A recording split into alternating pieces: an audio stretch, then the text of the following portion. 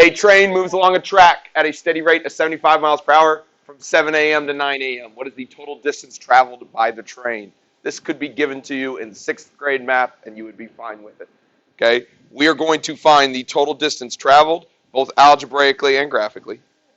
I am giving you two things. I am telling you a rate, and I'm telling you some time, and I'm asking for distance traveled.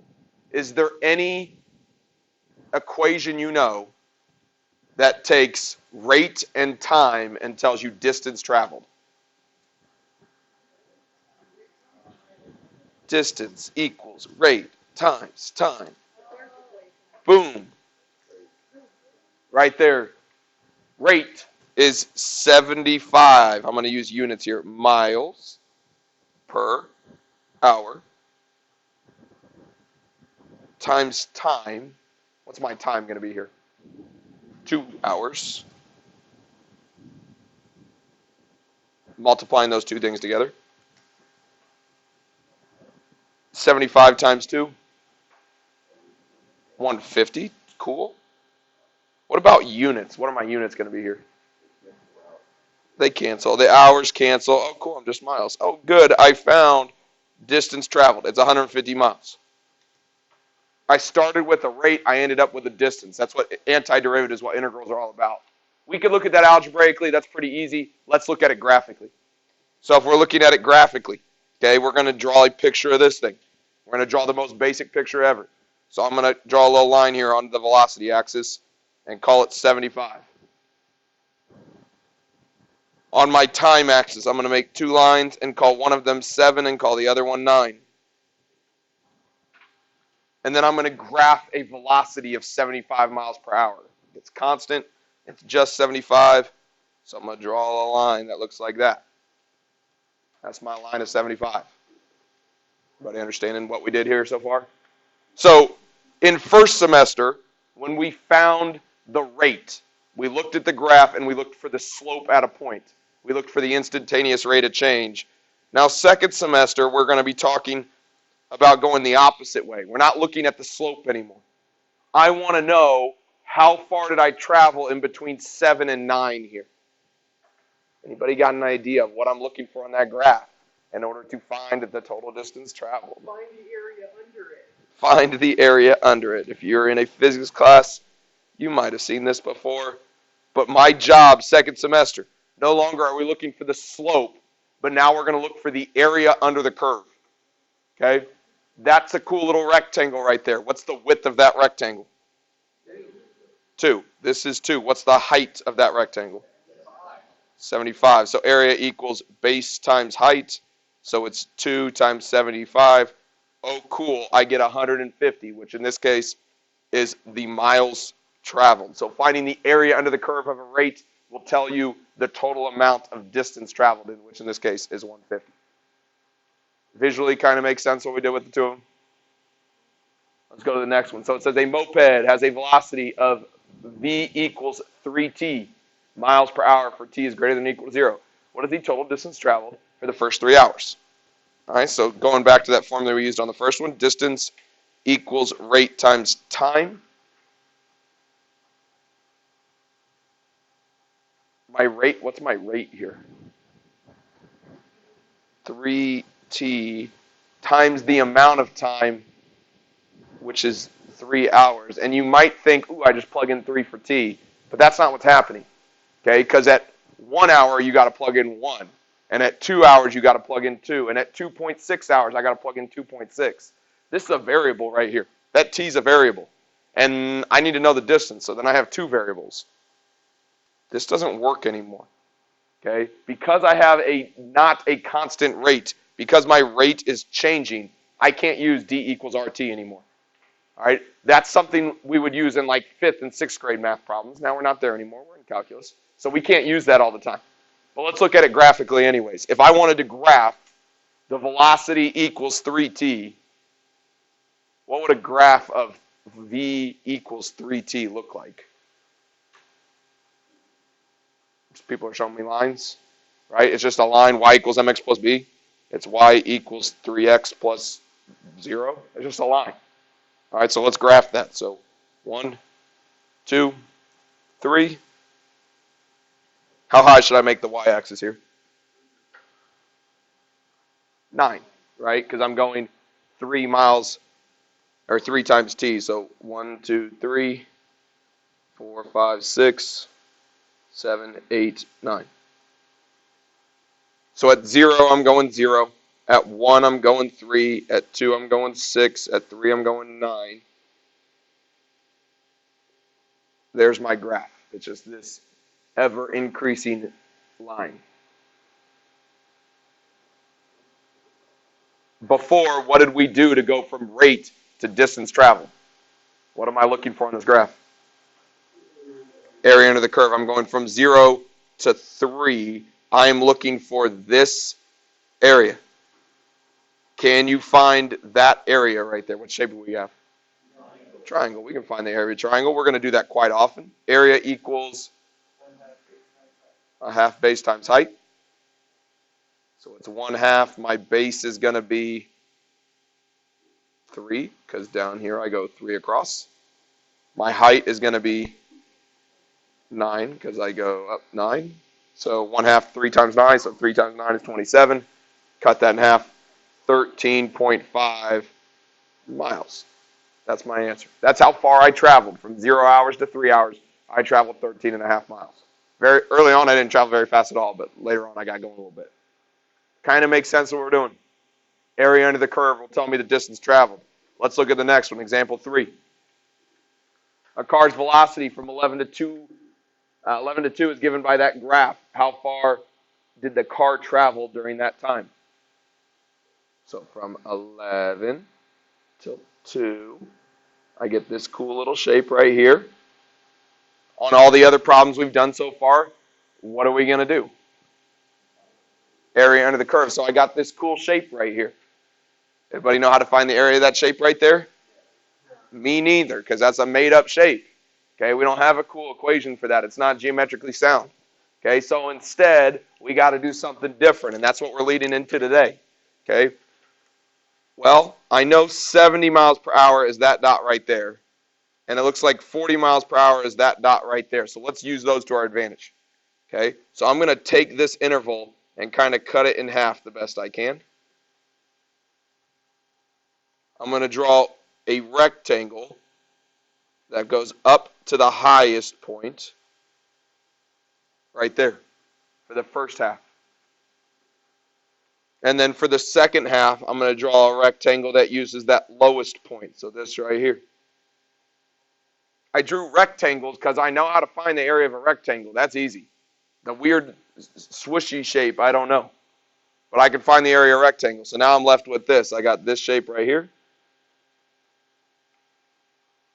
And I got this one right here.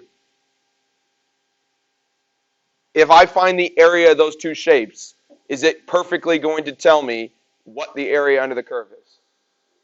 No. Is it going to give me a decent approximation? Yeah, the purple box has a little bit too much. I go over a little bit here, over a little bit there. And the red rectangle is a little bit too less. There's a little bit under there and there. But when you average those together, it's going to be in the right ballpark. It's not perfect, but it'll get me close. All right, so that's what we're trying to do here. So we are going to find the area. Well, they're rectangles, so area equals base times height. Looking at that first one, the purple one. What's the base of that rectangle going to be?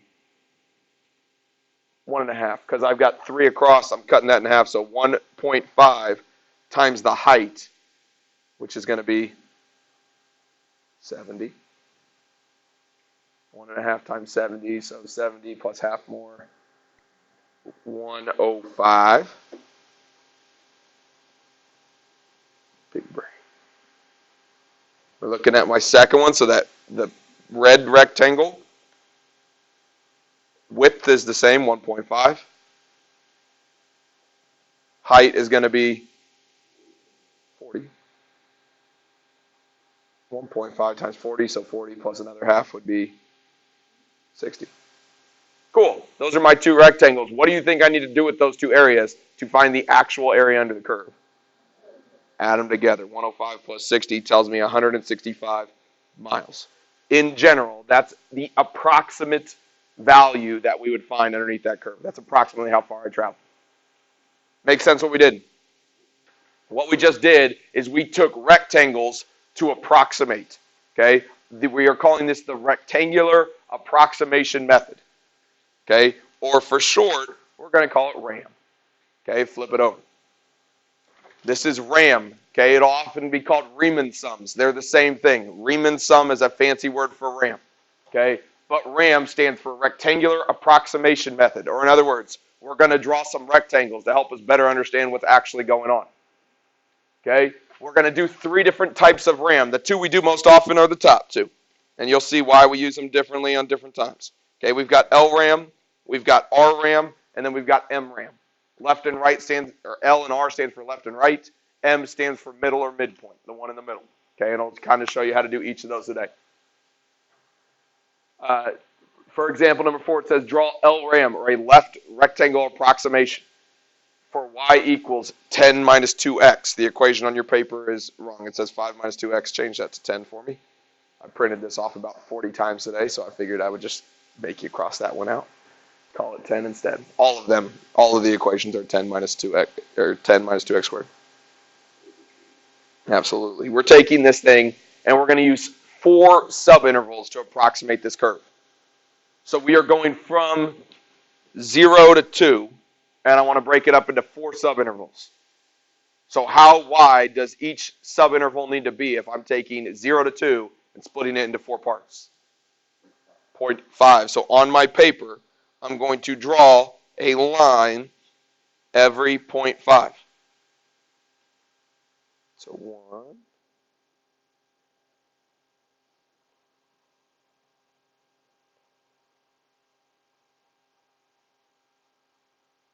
And so this sometimes throws some kids off. I just split my thing up into 4 parts. How many lines, technically, do I need to draw to split this up into 4 parts? It's really 5. And you could call it 3. There's 3 in the middle, but there's 1 on either side. And so by doing this now, don't draw this in, but I've got 1, 2, 3, 4. There are 5 lines separating because there's 3 in the middle and then 2 on the outsides. Okay? What I care about is the stuff in the middle. I want the subinterval, the one in the middle. And it gets kind of confusing here a little bit. Okay? These are the questions on the AP exam. Okay? There's one of these on every single year, every single free response. When you get to this problem on the test, you go, yes, I just scored at least 3 points. Okay? These are the easiest questions if you know what you're doing. Make sure you do. Cool. We're doing LRAM. So this first subinterval. So in between 0 and 0.5, we're going to do a left RAM. Everybody raise your left hand. This is my left hand. So which line is the left? Is it the 0 or is it the 0.5? It's the 0. So we're going to go where that line crosses, okay, where it touches this red curve, where it touches my function. I'm going to touch it on the left-hand side, and I'm going to draw a line straight across to 0.5. And I made my first rectangle. Here is my rectangle, this guy right here.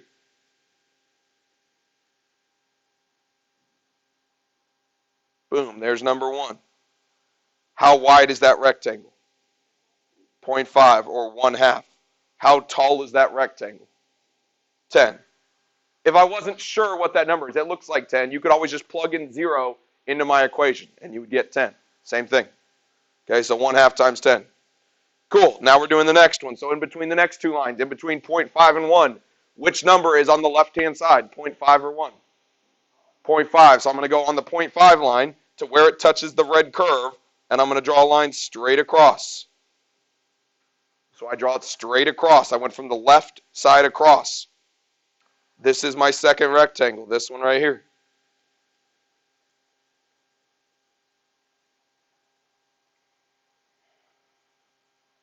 How tall is, or what's the width of that rectangle? 0.5 or 1/2. How tall is it? It is 9.5. Again, if you're not sure, all we are doing is plugging in 0.5 for x. That's all we're doing. Take your calculator out and do it if you don't believe me. But there's my setup. Cool, we're going to keep going. The next one. Okay, we got this guy right here. We're going between 1 and 1.5, so we're going from 1 across. This is my third rectangle.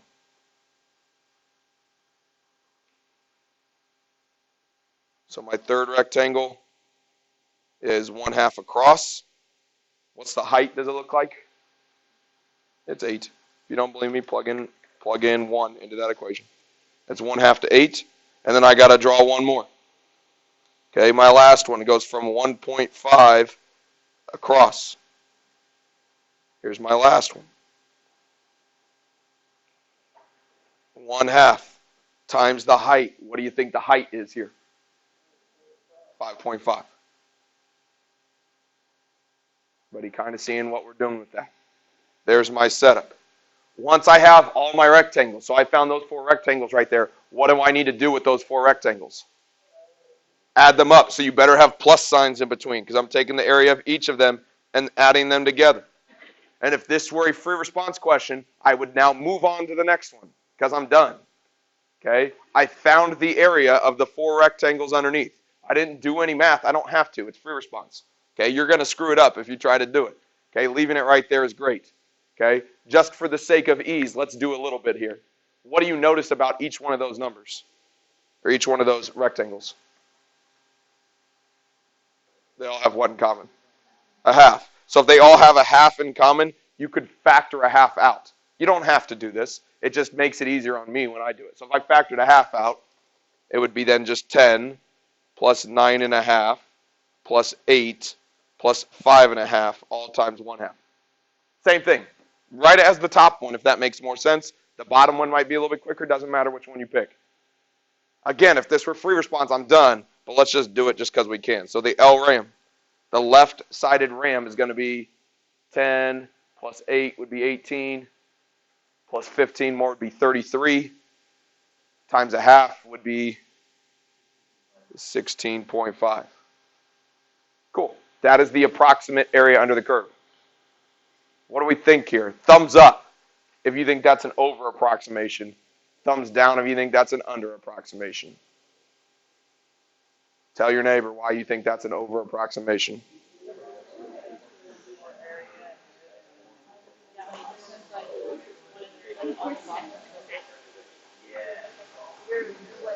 Lydia, why'd you say here it was an over approximation?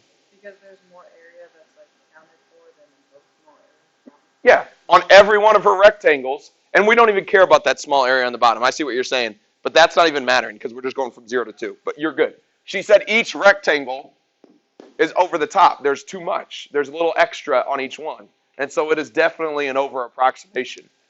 Why do you think it's an over approximation?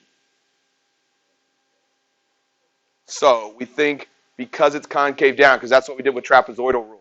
Okay, but look at this picture right here. I'm going to draw a picture right here. Not trapezoidal rule, my fault. Linearization. My brain said something else.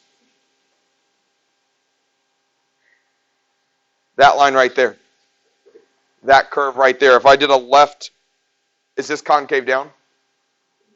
No, if I did left RAM, I'd go from the left over, and then the next one would go from the left. Ooh, not that. Don't do that. That kind of ruined everything.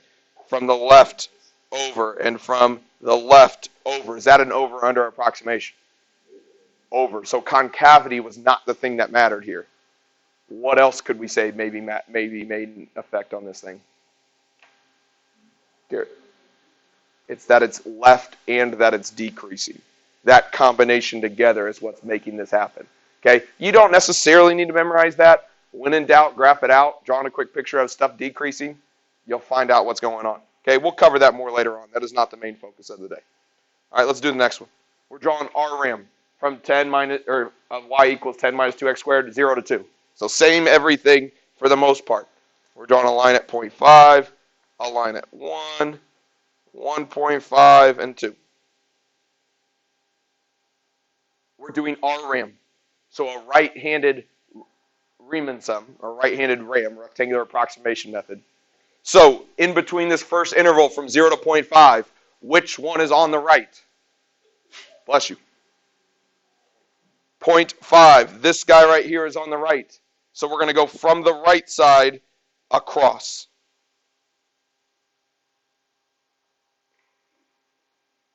There's my first rectangle. So my first rectangle this time is still 1/2 wide, but this time it's only 9.5 tall. Do the rest. All right, I didn't think I had to hold your hand on this one. We drew it up there. We went from the right side over. So my first one was 9.5. My second one was the blue one and went from the right over. It was at 8. The next one was from the right over, so it was 5.5. The last one was 2. We've got all of that. You could totally just leave that as your answer and be done. You could also factor out a 1/2 if you would like to. You get 9.5 plus 8 plus 5.5 plus 2. 9.5 and 5.5 is 15. Plus 10 more, it's 25. Half of that, our RAM is 12.5. Cool. Not necessarily. Most of the time, yes. But they'll be very specific. Okay, they will tell you normally 4 equal subintervals when we do that. Good question. Our RAM is 12.5. Thumbs up if that's an over approximation. Thumbs down if that's an under approximation. It is under. How do we know? There's spaces. There's white space there that we didn't color in. Okay, it's under the actual graph, so we're good there. Okay, the last one we would do is MRAM. We're not even going to do it here. Okay, but let's just talk about it real quick. What do you think the M stands for? The middle. So I'm going to just draw it up here real fast for us because I'm running out of time. But if I did MRAM, okay, I would pick the middle. So between 0 and 0.5, what number would I plug in? 0.25, and if I did it, I think it gets you like 9. I forget what it is. I think it's 9.875. I think that's what it is. Times a half. You just should have to plug in 0.5 right there, or 0.25 right there. That's the first one. So it gives me this shape. Boom. There. The next one I'm going to use in between 0.5 and 1, so I would use 0.75. It'd be right here. There's this shape. If I went between 1 and 1.5, I would use 1.25, so it's like right there. I would have this shape. And then my last one, which would be between 1.5 and 2, it'd be like 1.75. It'd be like right here. And so it'd give me this shape right here. I believe, and I'm doing this quickly and a little bit off memory, but it's like 9.875. Plus the next one I think is 8.875. The next one is going to be 6.875. And my last one I think is 3.875. Cool. There's my setup. There's my picture. We just went from the middle. They'll be easier than this one. I don't love the numbers on this one, but that's the main idea. Thumbs up if you think that's an over approximation. Thumbs down if you think it's an under approximation. Why aren't you all showing me thumbs really quickly? Because it's difficult. Would you say it's perfect? It's not perfect. It might look really close. I think it's like 0.2 off the actual answer. It's pretty close. Okay? It's not always going to be the best choice. There are different choices on different times, but it's kind of hard to see. It's not as easy as the other ones to make that distinction. Okay? So what we really want to know is what's the actual answer? Okay? Pull out your graphing calculator really quickly here.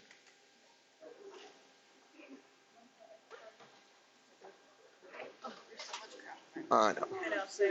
So we pull out our calculator, hit the math button for me. First semester when we hit the math button, what one did we use? Math what? Math 8. We're not using Math 8 second semester as much. We are doing Math 9, which stands for Numerical Integral. So we're hitting Math 9, and you get this right here to pop up. It's a fancy looking S. We will show you where that comes from later on. We got 2 boxes. The bottom box is whatever is going to start your interval. So where did we start our interval from? 0. And then we're going to hit the up arrow to go to the top box. Where did we end our interval? 2. Inside the parentheses, we're going to type in our equation. Well, this one was 10 minus 2x squared. And then D, and then the box, just like first semester, we were taking the derivative with respect to x. We're taking the integral with respect to x. So we're going to throw an x right there. We hit enter. There is my actual answer, 14.667. Okay, look at our answers that we got. We said 12.5 was under. Yeah, it was. We said 16.5 was over. Yeah, it was. When we find the actual area under the curve, it gave us a more exact answer. We will continue to do this for a lot of days. If you're